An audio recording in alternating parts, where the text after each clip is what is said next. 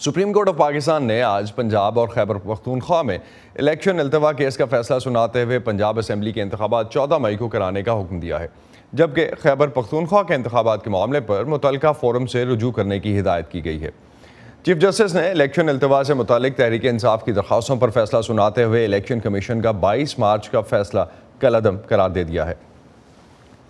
Supreme court نے کہا ہے کہ الیکشن کمیشن نے پنجاب اسمبلی کے انتخابات کے لیے 8 اکتوبر کی تاریخ دے کر آئینی اختیار سے تجاوز کیا اور آئین اور قانون دونوں ہی الیکشن کمیشن کو انتخابی تاریخ میں توسیع کی اجازت نہیں دیتے۔ وائس آف امریکہ کے عاصم علی رانا اس وقت اسلام آباد سے ہمیں جوائن کر رہے ہیں، ان سے اس حوالے سے مزید بات کرتے ہیں۔ عاصم، حکومت اور سیاسی جماعتوں کی طرف سے کیا رد عمل آیا ہے اب تک؟ چونکہ ابھی کچھ دیر پہلے جس طرح سے حکومتی جو کیبنٹ کی طرف سے کہا گیا کہ وہ اس فیصلے کو ریجیکٹ کرتے ہیں، باقی جماعتیں کیا کہہ رہی ہیں؟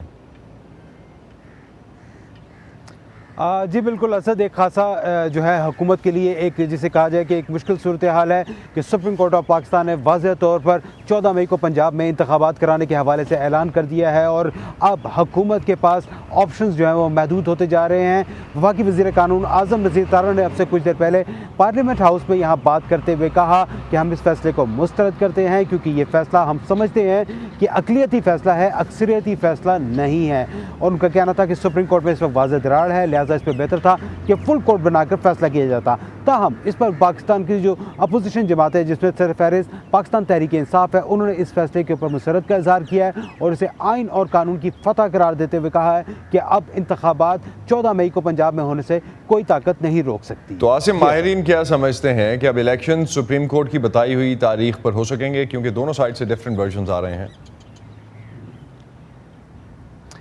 جی بالکل اسد، اس حوالے سے ہماری مختلف قانونی ماہرین کے ساتھ بات چیت ہوئی ہے، ان کا کہنا تھا کہ اس حوالے سے اب حکومت کے پاس آپشنز جو ہے وہ بہت محدود ہیں۔ حکومت اس حوالے سے اگر ملک میں خدا نخواستہ کوئی ایمرجنسی نافذ ہو تو اس صورت میں انتخابات کا جو انعقاد ہے جو اس کو التوا کیا جا سکتا ہے۔ بصورت دیگر حکومت اس حوالے سے جو ہے وہ اپنی ریویو پٹیشنز جو ہے وہ فائل کرے گی اور اس کے بعد ان کا انتظار کیا جائے گا کہ ان کے اوپر کب فیصلہ آتا ہے۔ لیکن اس حوالے سے جو اس کی جو اپوننٹ ہے ان کا یہ بھی کہنا ہے کہ حکومت پر توہین عدالت جو ہے وہ بھی لگ سکتی ہے کہ اگر وہ فوری طور پر جو مقررہ تاریخ ہے جو سپریم کورٹ آف پاکستان نے دے دی ہے اس کے اوپر فیصلہ نہیں کرتے۔ اس حوالے سے جو ہم نے مختلف ماہرین سے جو بات کی ہے، آئیے آپ کو دکھاتے ہیں۔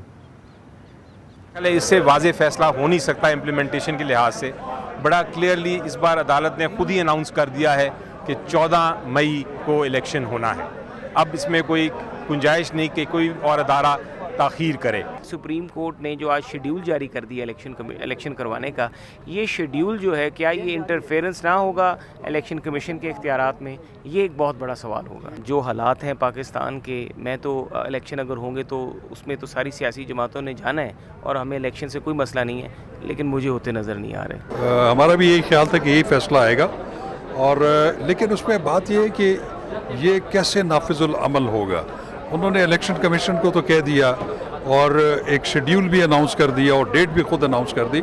یہ بھی تھوڑی سی متنازع بات ہے کیونکہ یہ سپریم کورٹ جو ہے وہ الیکشن شیڈیول اور الیکشن کے دن کا جو ہے وہ تعین نہیں کر سکتی میرے حساب سے، کیونکہ آرٹیکل 175(2) جو ہے آئین پاکستان کا، وہ یہ کہتا ہے کہ تمام عدالتیں بشمول ہائی کورٹ اور سپریم کورٹ وہ اختیار استعمال کر سکتی ہیں وہ آئین اور قانون نے دیا ہو۔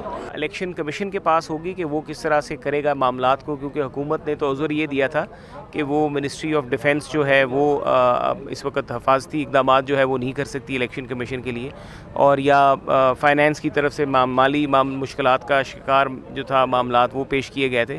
تو ہو سکتا ہے یہ دونوں ادارے بھی قانونی چارہ جوئی کریں نئی جو ترمیم ہوئی ان کی روشنی میں۔ مجھے نہیں لگتا کہ حکومت جو ہے اس فیصلے پہ عمل درآمد کرے گی جس کو وہ پہلے سے اعلان کر چکی ہے۔